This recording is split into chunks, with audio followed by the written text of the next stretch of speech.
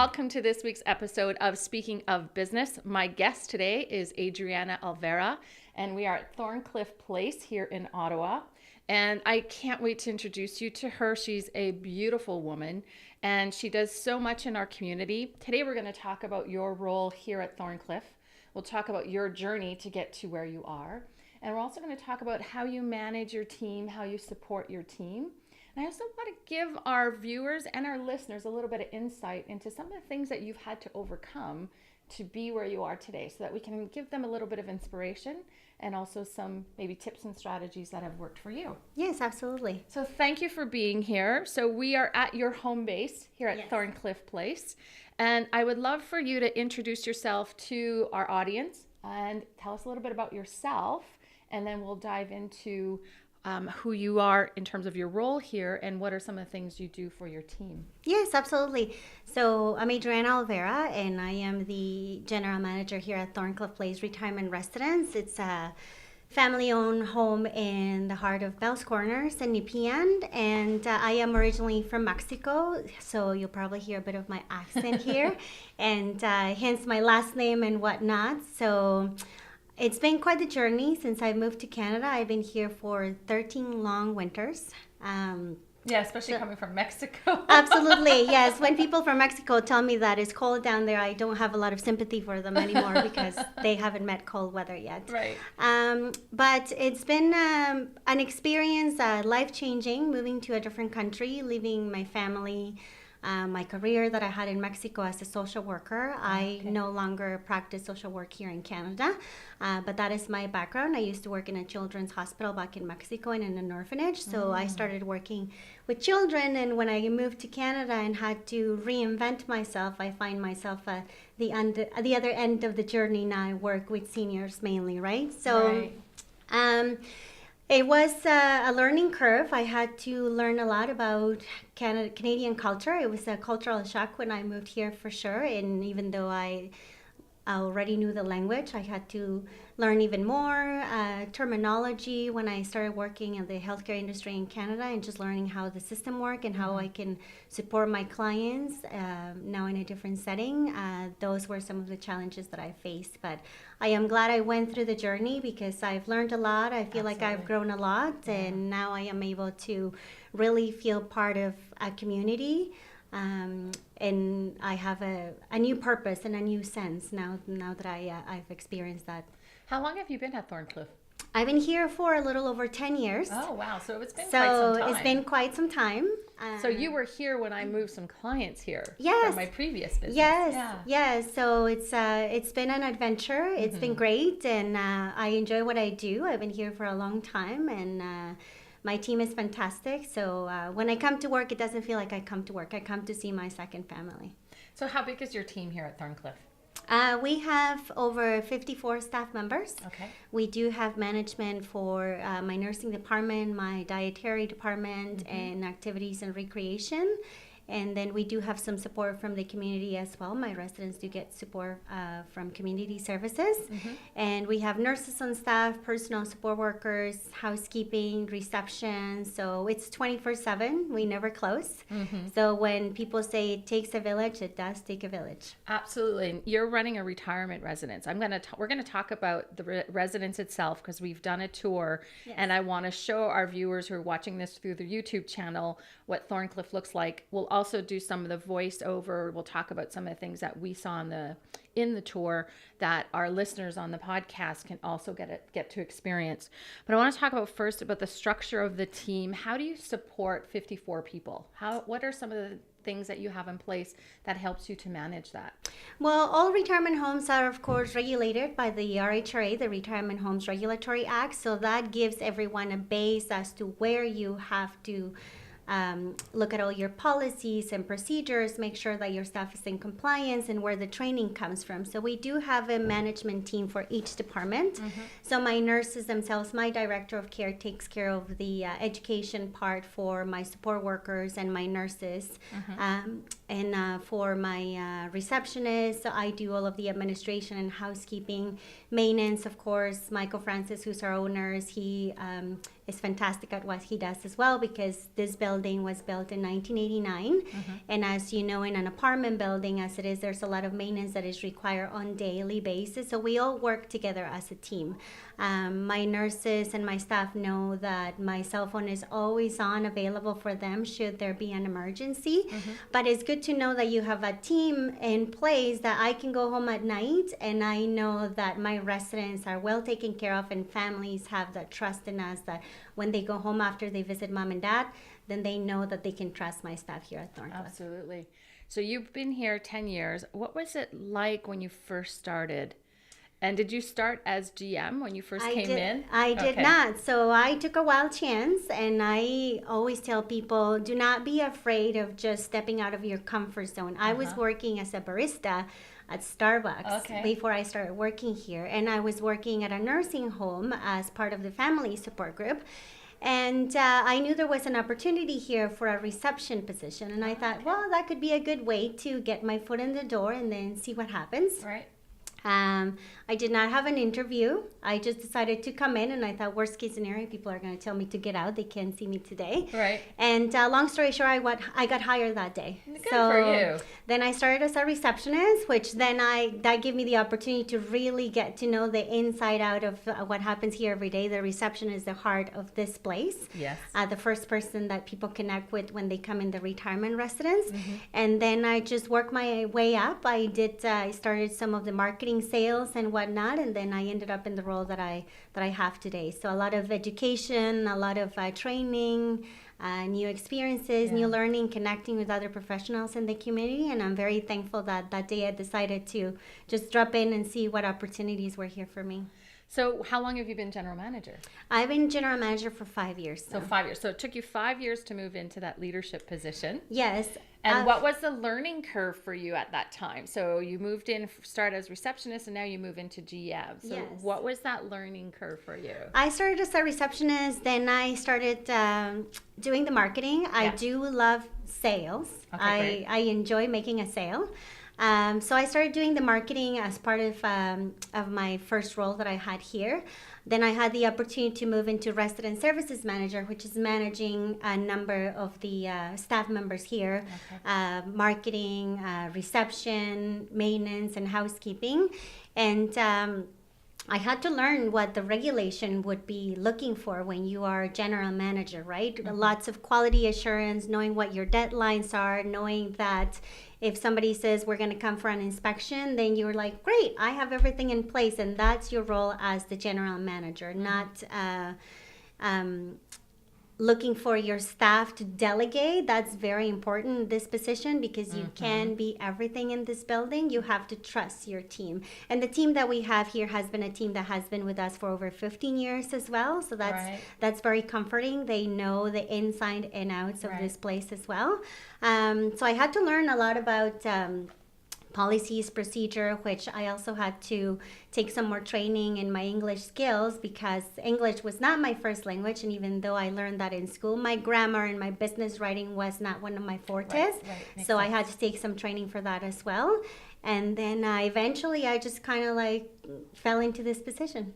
So as you manage your team, what has been one of the greatest accomplishments that you feel you've had in your role as general manager? And yes, you can boast and talk about yourself. Yes, absolutely. Yes. Please do. I think you know, the what I really like about and when I feel accomplished is when I have a family saying, I am so thankful that my mother is at this place. And that is my ultimate goal, to support my team in a way that they're happy to come to work, because if they're happy, my residents are going to be happy and my family members are going to be happy. I recently got a Christmas gift from a family member that said, I am so thankful that I go home at night, my mom is well taken care of, and I have no worries whatsoever. I trust your team. And they are trusting a human being to you, right? They're trusting their parents, they're trusting their care into the hands of my staff and myself. So that's one of the biggest accomplishments. I find that I started at the bottom and I worked hard and I worked my way up. So I hope my team knows that there's bigger opportunities out there for everybody if you're willing to step out of your comfort zone. What are some of the things you've done to grow your team personally and professionally for them? What are some things that you guys do here?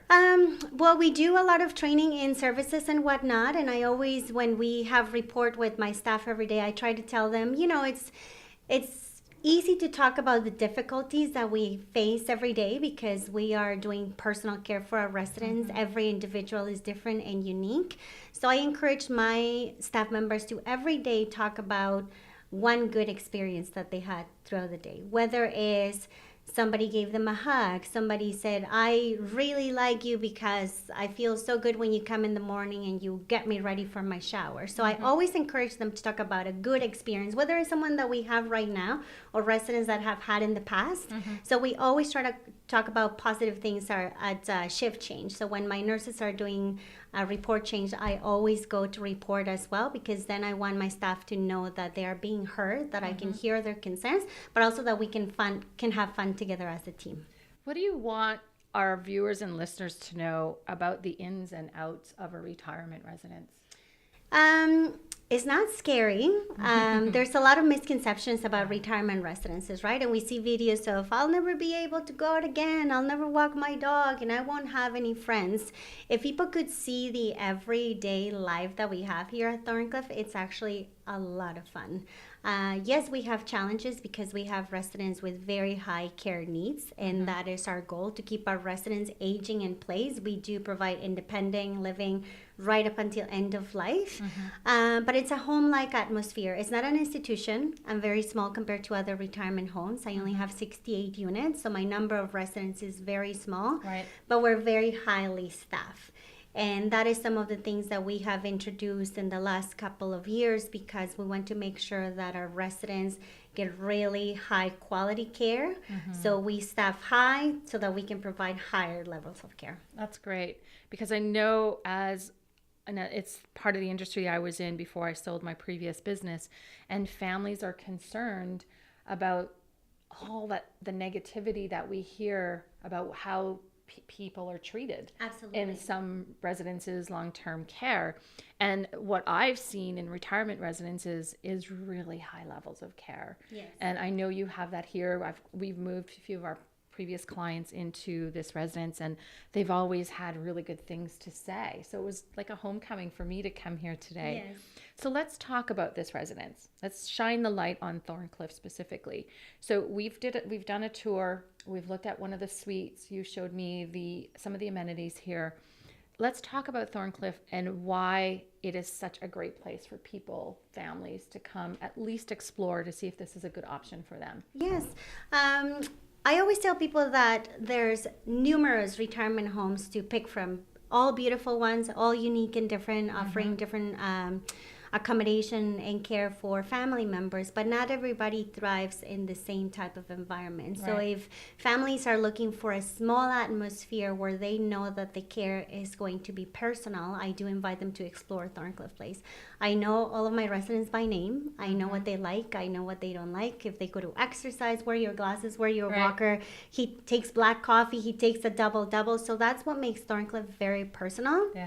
And residents do not have to transition to another facility if they decide to stay with us until the very end. Leaving your first home as it is a very difficult transition, and then to have to move, whether to another residence or even to another floor, it's also a big disruption in the residents, especially for those experiencing different stages of Alzheimer's or other dementias. So we bring the care to any of our floors. So it doesn't matter what floor the residents first came in. If their care needs change, we're going to bring the care there and still in a home-like atmosphere. And that's what the family is like. They come in, they feel welcome, they feel part of Thorncliffe Place. They're always invited to participate in any of the activities, any of our outings. We had a Christmas tea party. We probably had over 70 people, and that include friends and family members. So it's very nice to see that people want to come. They want to come to Thorncliffe because they think that this is a fun place, and also not just fun, but mom and dad have great great care services. And the majority of the residents that come here is by word of mouth. So that's really reassuring that other people are going out there and saying, hey, go check out Thorncliffe Place. It's a great place to be. Right. So one of the things that we looked at was a suite. So let's look at the suite. Yes. So we walked in, this suite had high ceilings Yes. and a full kitchen. Yes. And I love the bathroom, pardon me. Let's talk about some of the amenities of that suite. So, and we can show our viewers and our listeners can also picture it. So what was in that suite that was important for people who are looking for something either for themselves or for a loved one? Yes. So it's one of our largest one-bedroom apartments that we have. And the third floor at Thorncliffe is very popular because it has high cathedral ceilings. And when people are looking at that suite, you open it up and it's like this glorious open space. Right. So a lot of people would think that in those suites I have independent residents, and sometimes it's not the case. I have individuals with high care needs, but sadly they transition from being independent at home to having a medical emergency and then having no choice but to go to a retirement residence.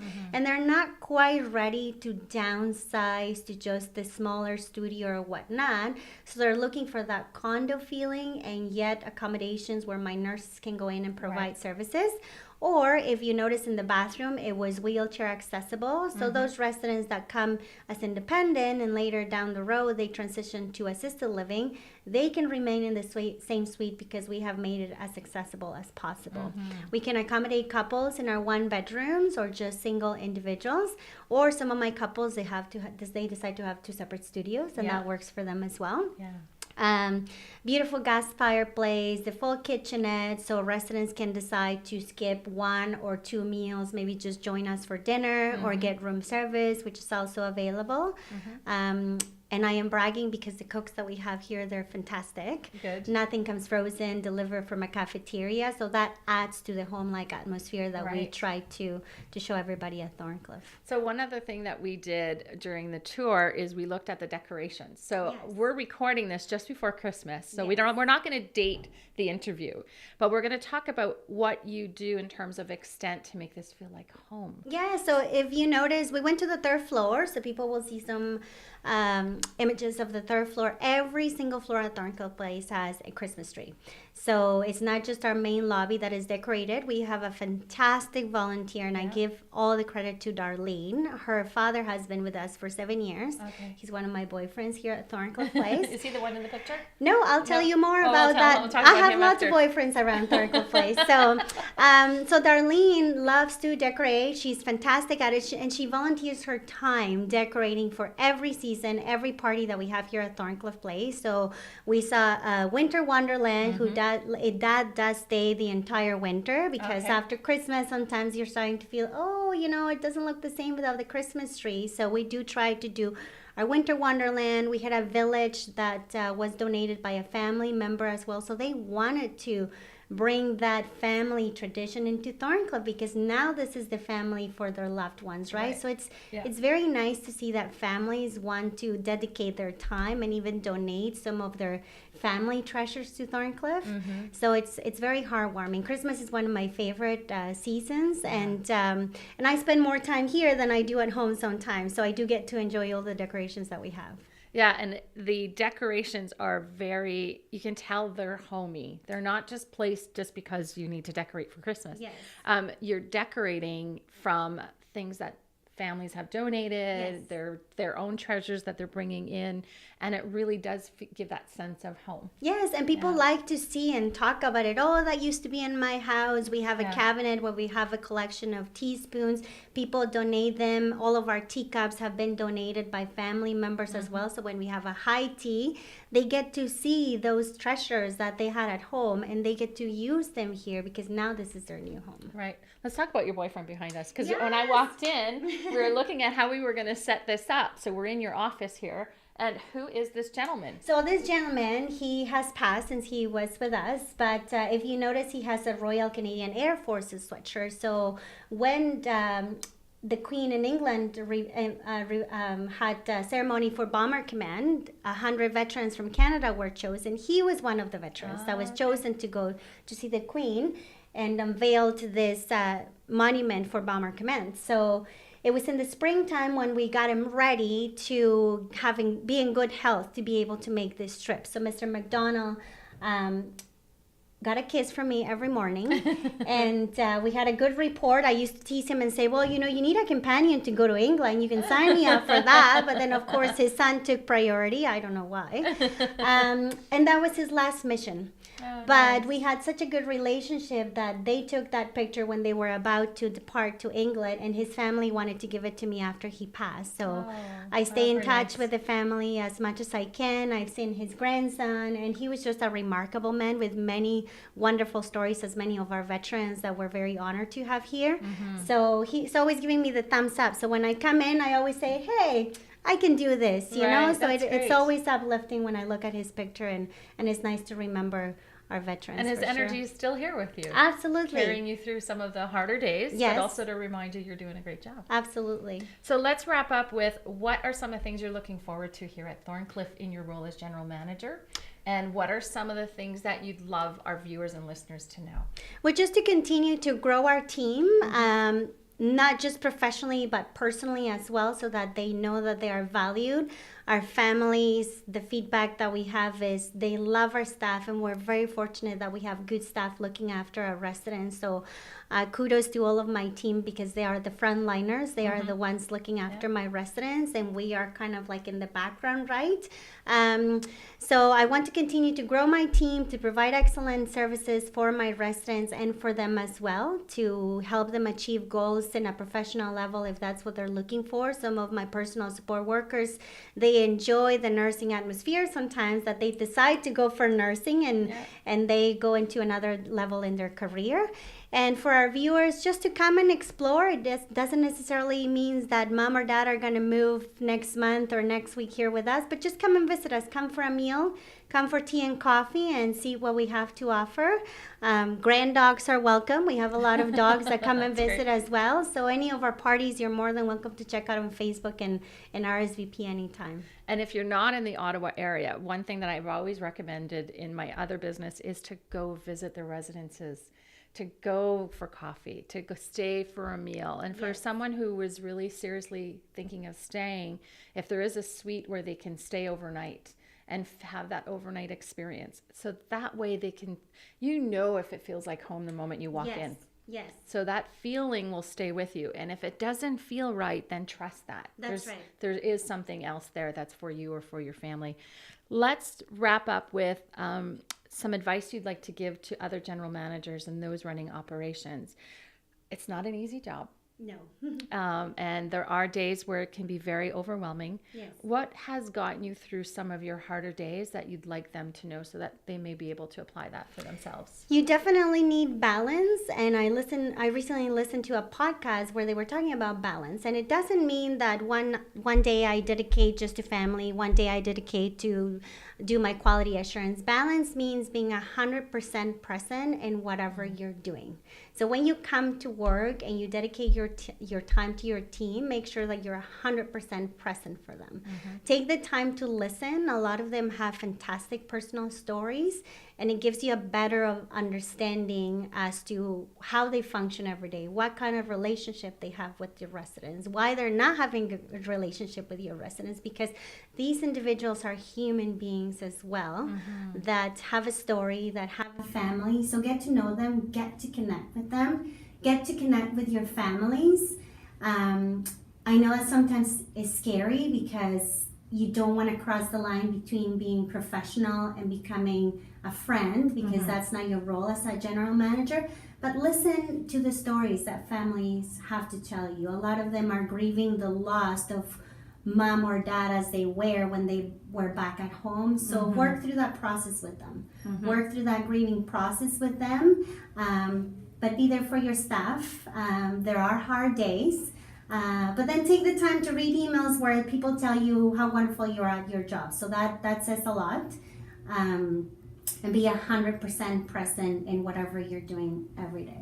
What do you do for self-care? I wanted to ask that question. I used to ask it in my previous podcast and video cast because it was important. I was interviewing a lot of executives and a lot of business owners, and I always ask, what do you do for self-care? And I like to reintegrate that in the Speaking of Business show. What do you do for self-care? How do you take care of you?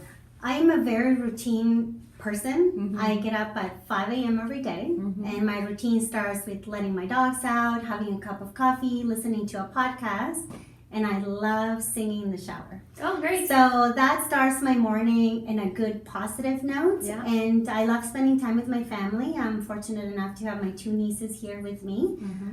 So I spend time with my family. That to me is how I take care of myself. And then connecting with other people in the community, because not everything is always 100% positive. So to have support of other professionals like yourself and other fantastic women that I have the opportunity to know, and just get together and say, hey, today was a terrible day. Let's talk about that. So that's important, to know that you're not alone and to reach out to other people. There's no shame in that. Thank you for being here. Thank you for having me. How do they get in touch with you? What's the website? They can go to our website, thorncliffeplace.com, and they can look at the section of contact us for sure. Send us an email, give us a call. Our main number is online, and I will be happy to speak with anybody. And follow them on social media. You're going to love the pictures. Yes, you're going to love the our Facebook page. Yeah, absolutely. All right. So thank you so much for being here. It was great to have had this opportunity to spend time with you, visit the residence again, show it to our viewers, and also talk about it for our podcast. Thank you again for being here. Mary. I look forward to having our viewers and listeners go to your website, connect with you online, and continue this journey. And for other shows, other Speaking of Business shows, go to speakingofbusinessshow.com, where you'll get to see previous episodes, listen to them on the podcast channel of your choice, or catch them on YouTube. Thanks so much for being here. Take care.